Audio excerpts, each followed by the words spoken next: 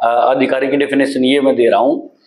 जो जैसे डायरेक्टर्स थे, न्यायालय ने दोनों आरोपियों को एलसीसी के सभी मुकदमों और गैंगस्टर के मामले में 1-1 लाख रुपए की मुश्किल पर रिहा कर दिया है। यदि कोई चिट फंड कंपनी भाग जाती है तो एजेंट से वसूली की जा सकती है।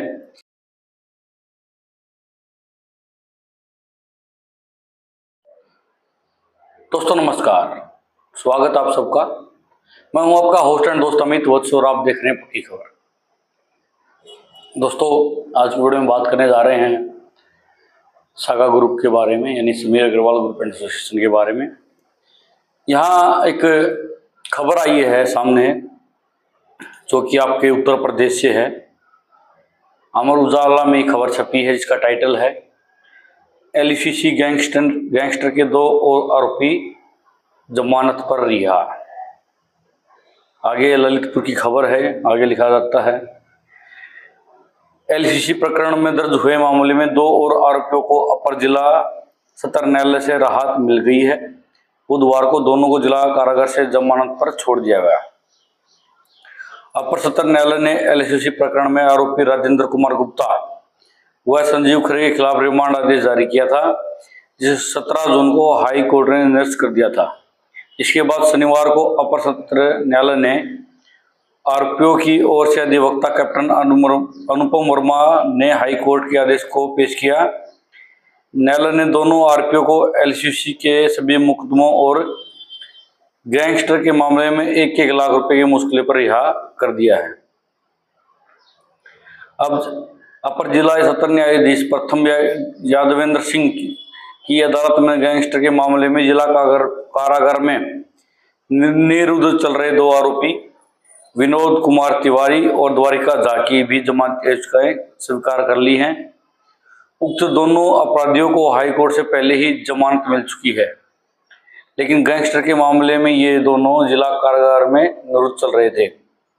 बुधवार को दोनों आरोपियों को जिला कारागार से रिहा कर दिया गया है।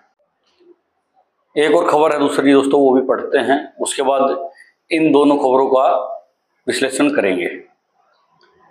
यदि कोई चिट फंड कंपनी भाग जाती है तो एजेंट से वसूली की जा सकती है।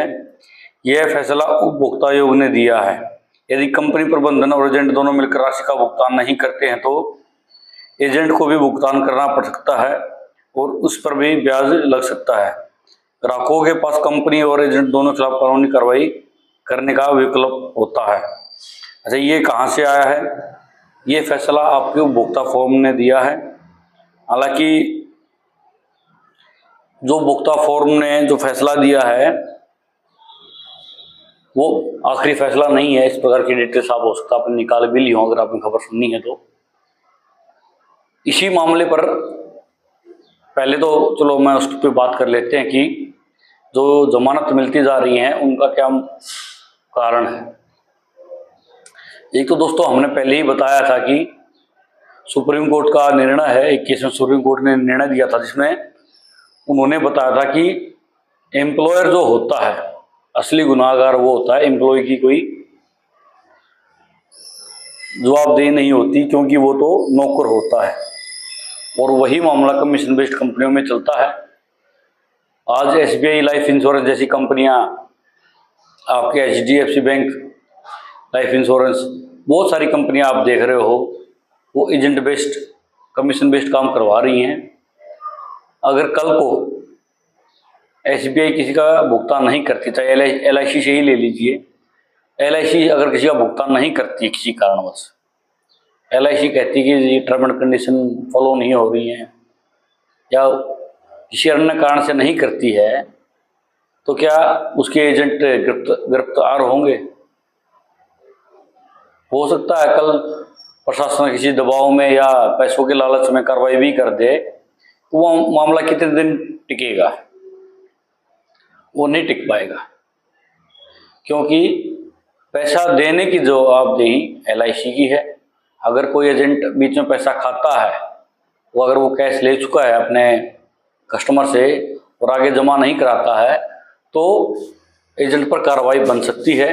लेकिन अगर उसने सारी किस्तें जमा कराई हैं, जैसे अकाउंट से ही कटता है पैसा अब तो लगभग, अकाउंट से आपकी किस्त कट रही है, उसके बाद भुगतान के समय पर LIC या दूसरी जो कंपनी है SBI लाइफ इंश्योरेंस जैसी नहीं देती हैं तो एजेंट पर कार्रवाई नहीं होती है। ये नियम है। और ये आपका नियम MCS एक्ट 2002 जो multi state cooperative society act 2002 है उसमें भी वर्णित है।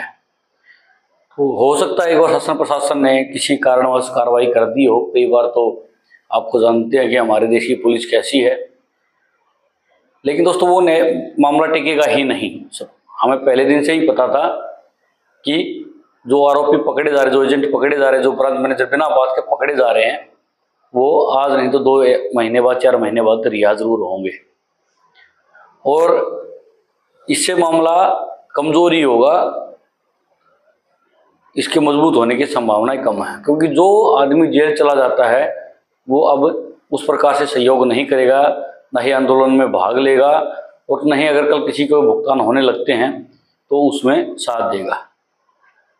तो दोस्तों ये मान के चलिए कि जितने भी आरोपित पकड़े हैं, जो मुख्य आरोपी नहीं हैं या जो अधिकारी नहीं हैं, अधिकारी का मानना मेरे ये अधिकारी की डेफिनेशन ये मैं दे रहा हूँ, जो जैसे डायरेक्टर्स थे, वाइस प्रेसिडेंट्स थे, कैशियर्स थे, उनकी गिरफ्तारी लंबे समय तक रह सकती है। और प्रशासन अगर ईमानदारी से काम करेगा तो उनको अक्यूज्ड बना सकता है।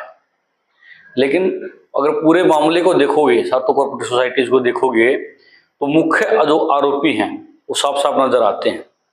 उसमें सबसे बड़ा मास्टरमाइंड समीर अग्रवाल है।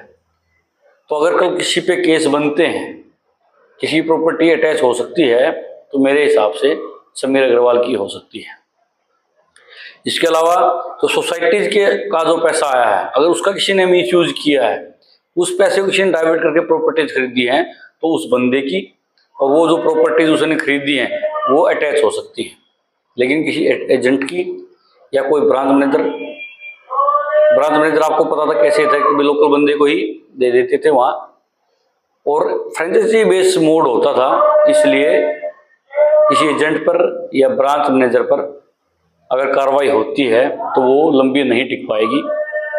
वो निचली अदालत में नहीं तो हाई कोर्ट या सुप्रीम कोर्ट में गिर ही जाएगी। अब आते हैं दूसरे न्यूज़ पर, जिसमें बताया गया है कि अगर कंपनी भाग जाती है तो एजेंट से वसूली ली जा सकती है। उपभोक्ता फोरम ने ये निर्णय दिया है। पहली बात तो मैंने वीडियो में स्टार्टिंग में बताया था कि उपभोक्ता फोरम का कोई निर्णय आखिरी निर्णय नहीं होता है, इसके ऊपर भी हमारे यहाँ अदालतें हैं।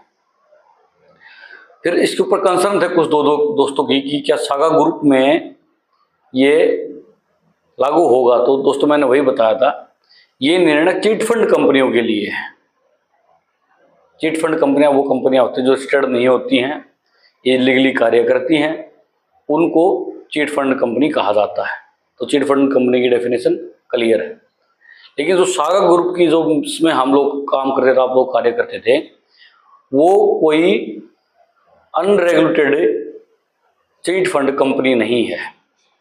ये भारत सरकार द्वारा जो 6 रेगुलेटर एंटिटीज बनाई गई हैं भारत सरकार ने, अगर आपको पैसे में लेन देन करना है तो 6 ऐसी एंटिटीज हैं, 6 ऐसी संस्थाएं हैं जिससे आपको लाइसेंस लेना पड़ेगा और उनकी नियमावली के अनुसार आपको कार्य करना पड़ेगा। तो उसमें से एक है CRCS, जो आपकी MSS एक्ट 2002 के अनुसार कार्य करती है। तो जितनी भी सोसाइटीज थी समीर अग्रवाल की, ये सातों CRCS से रजिस्टर्ड थी और एज पर MSS एक्ट 2002 काम करती थी, यानी कि ये चिट फंड कंपनी नहीं थी। तो इनके ऊपर ना तो आपकी चिट फंड कंपनी वाला जो ये आदेश है उपभोक्ता फोरम वाला वो लागू होता है, और ना ही बर्ड्स एक्ट लागू होता है। बर्ड्स एक्ट तो पता होगा ना, banning of unregulated deposit schemes, और मैंने बहुत दिन पहले वीडियो बनाया था। हालांकि लोगों ने इसको खारिज करते हुए कह दिया था कि बहुत सारी FIR दर्ज हुई है बर्ड्स एक्ट के अनुसार, तो वो टिक नहीं पा रही हैं। वो आप जाके अब न्यायालय में लगातार देख रहे हो, हर रोज़ आपको खबर सुनने को मिल रही है कि फलाने एजेंट को राहत मिल गई, वहाँ से उसको मिल गई। गैंगस्टर एक्ट लगाए थे, बर्ड्स एक्ट लगाए थे, पता नहीं क्या क्या एक्ट लगाए थे, सबसे राहत मिल गई है और केस चलता रहेगा। जमान पे बाहर आ गए और ये चलता रहेगा, केस अभी बंद नहीं होता है। लेकिन समझने वाली बात ये है कि ये टोटली भारत सरकार द्वारा मान्यता प्राप्त थी, एज पर CRCS कार्य कर रही थी, कृषि मंत्रालय के अंडर थी और MSCS एक्ट 2002 के अनुसार स्टेट थी और उसके हिसाब से ही कार्य कर रही थी। इनका GST रिटर्न है, ऑडिट वगैरह सब कुछ होता था। तो ये जो फैसले हैं वो दोनों फैसले, चाहे बर्ड्स एक्ट का हुआ या आपका एजेंट से पैसा लेने का फैसला हुआ, ये दोनों इन कंपनीज पर, इन सोसाइटीज़ पर लागू नहीं होते हैं। तो दोस्तों, अगर ऐसा होने लग जाए तो अमूल कंपनी क्या है, वो भी तो सोसाइटी है मल्टी लेवल, और MCS एक्ट 2002 से ही वो चलती है। कल अगर आप दूध लेके आते हो, दूध खराब मिलता है, तो क्या जो जिनसे दूध लिया जाता है, जो एजेंट है, उनको गिरफ्तारी की जाएगी क्या, या कंपनी के ऊपर केस चलेगा? तो समझने वाली बात ये है कि आपको घबराने की जरूरत नहीं है, आप इनसे बाहर हो। तो दोस्तों, आपका क्या मानना पूरे मामले पर, आप कमेंट के माध्यम से हमसे जरूर बता सकते हैं और कोई क्यूरीज हमसे पूछ जरूर सकते हैं। और मेंबरशिप के माध्यम से आप हमारी हेल्प कर सकते हैं, क्योंकि चैनल आपकी हेल्प से ही चलता है। तो मिलेंगे आपसे नेक्स्ट वीडियो में, तब तक के लिए नमस्कार।